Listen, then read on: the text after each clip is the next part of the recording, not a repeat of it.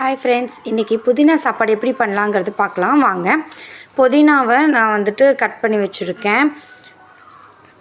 அதை ஒரு மிக்ஸி ஜாரில் போட்டுக்கலாம் நம்ம. ஓகேங்களா, மிக்ஸி ஜாரில் போட்டுக்கலாம்.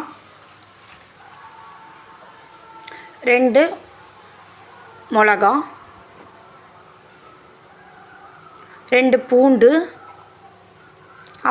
அப்புறமா கொஞ்சமாக புளி போட்டு நல்லா மிக்சியில் கொஞ்சமாக தண்ணி ஊற்றி அரைச்சிக்கோங்க.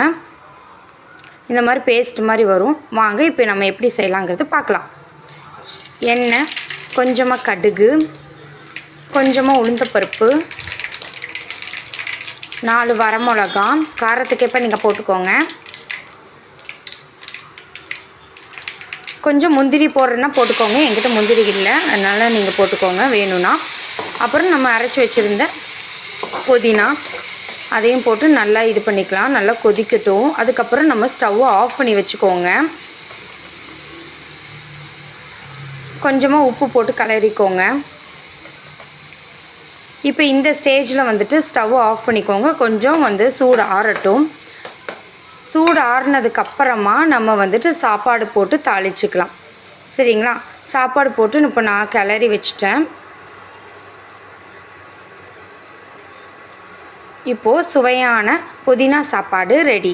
தேங்க்யூ. இந்த வீடியோ பிடிச்சதுன்னா லைக் பண்ணுங்கள், சப்ஸ்கிரைப் பண்ணுங்கள், கமெண்ட் பண்ணுங்கள். தேங்க்யூ மக்களே.